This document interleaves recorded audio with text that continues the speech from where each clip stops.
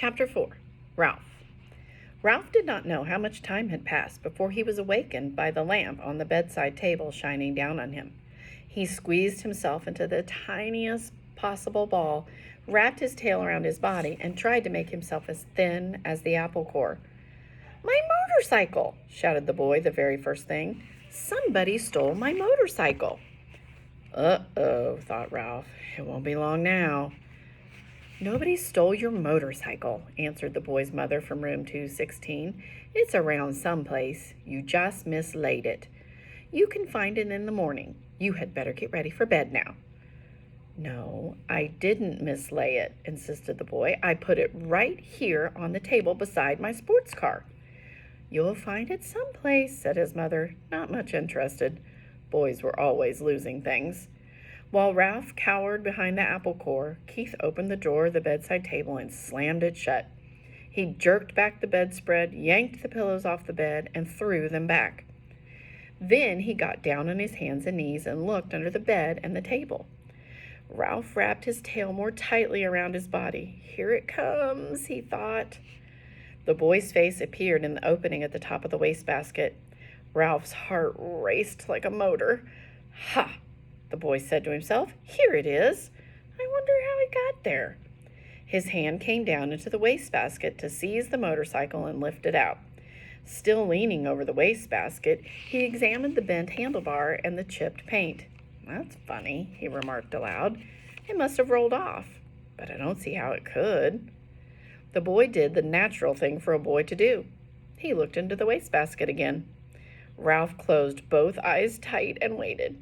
He wished he had not eaten so much of the apple core.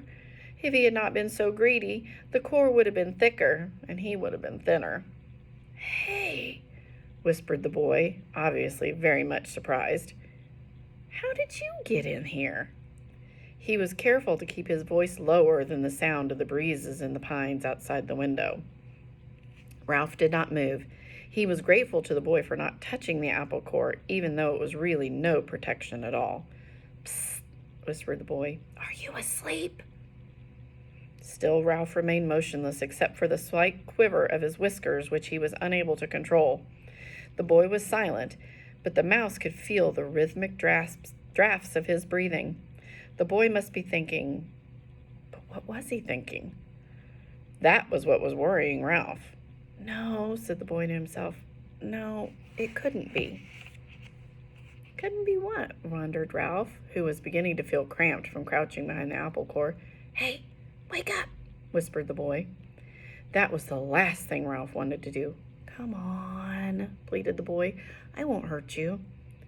Ralph considered. After all, what did he have to lose? If he stayed in the wastebasket, he was almost certain to get dumped into the incinerator. He might as well come out from behind the core. If he did, he might find some opportunity to escape. Cautiously, he moved his head from his paws and opened one eye. The boy was smiling down at him. Encouraged, Ralph opened the other eye and lifted his head. "That's the stuff," encouraged the boy. "Now, come on. Tell me, did you or didn't you ride my motorcycle off the bedside table?" This took Ralph by surprise. He had not expected the boy to guess what had happened.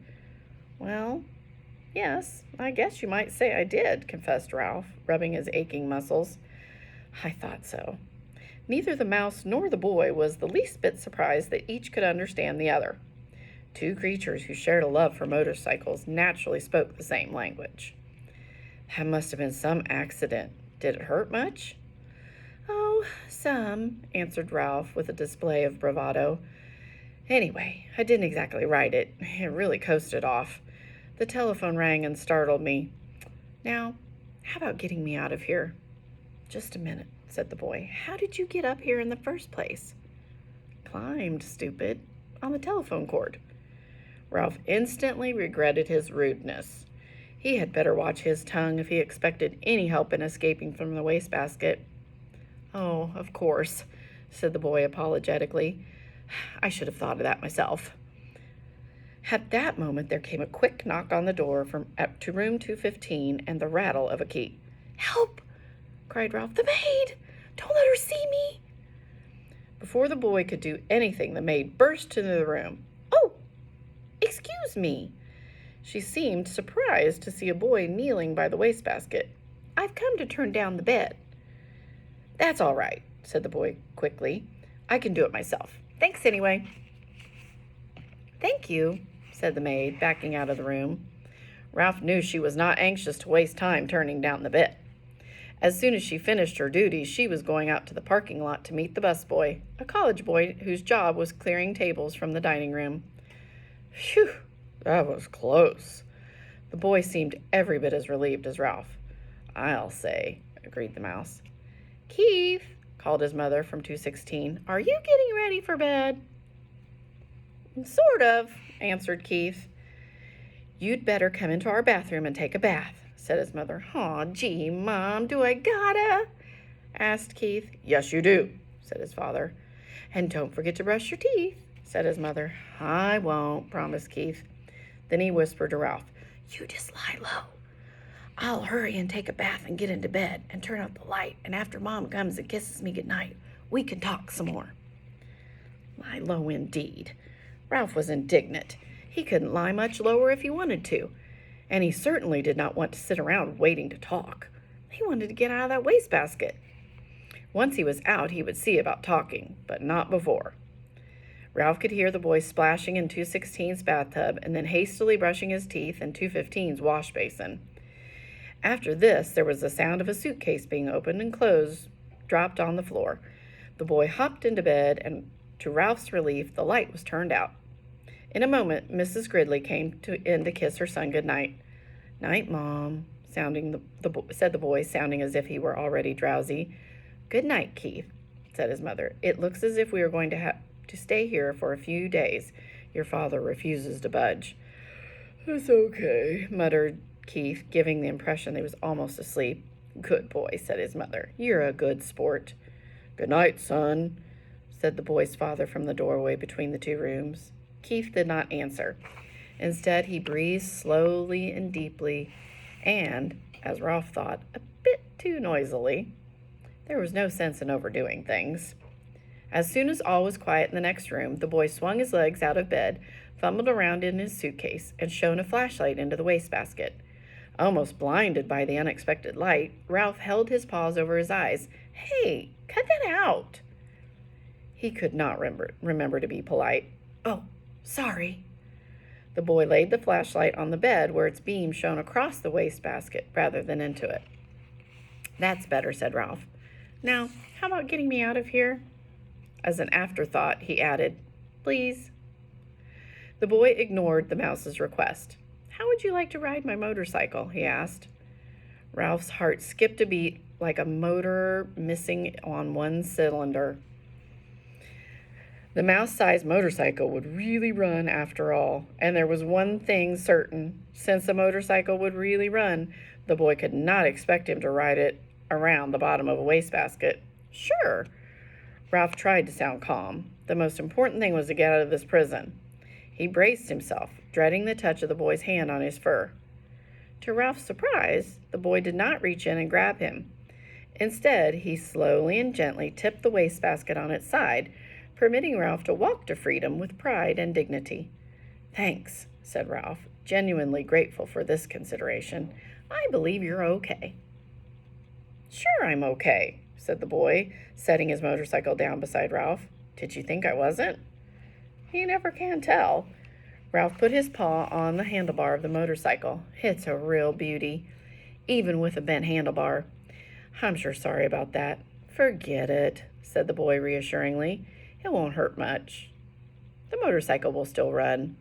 Ralph threw his leg over the motorcycle and settled himself comfortably in the seat. "Perfect, just perfect." The boy was obviously delighted that his motorcycle was just the right for a mouse. Ralph could not have agreed more heartily. It was perfect. Except for one thing. He did not know how to start it. "Well, go on," said the boy. "Ride it."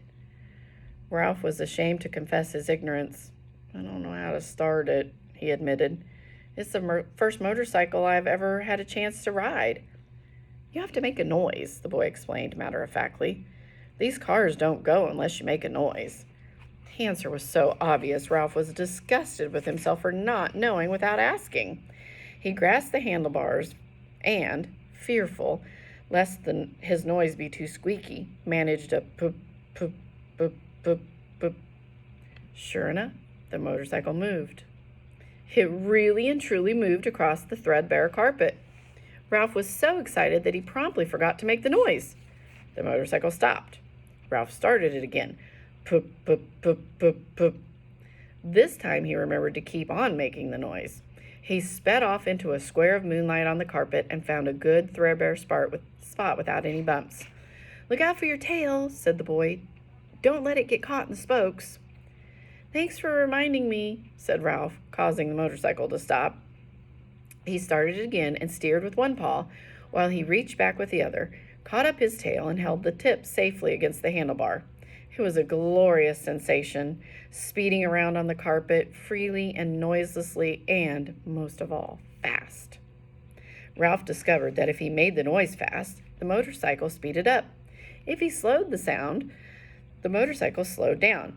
He promptly speeded up and raced around in the rectangle of moonlight, where he made another discovery. When he ran out of breath, the momentum of the motorcycle carried him until he could take another breath. "Gee, you're lucky," whispered the boy. In order to answer, Ralph had to stop. "I am?" It had never occurred to him that a mouse could be luckier than a boy. "You sure are." The boy spoke with feeling. "My mother would never let me ride a motorcycle. She would say I might break a leg or something silly like that." "Well, if you want to come right down to it," said Ralph, "I don't suppose my mother would be exactly crazy about the idea." He began to have an uneasy feeling that he really should be getting back to the mouse hole. "Anyway," said the boy gloomily, "it will be years and years before I'm old enough to ride a motorcycle. And then when I'm old enough, my mother won't let me." Ralph really felt sorry for the boy, hampered as he was by his youth and his mother. "Go on, ride it some more," said the boy. "I like to watch." Poop, poop, poop, poop, poop. Ralph started the motor again and rode around in the moonlight once more, faster and faster until he was dizzy from circling, dizzy with excitement, dizzy with the joy of speed. Never mind the danger. Never mind what his mother thought. This was living. This was what he wanted to do. On and on and on. "Lucky," whispered the boy with envy in his voice. Ralph did not answer. He did not want to stop.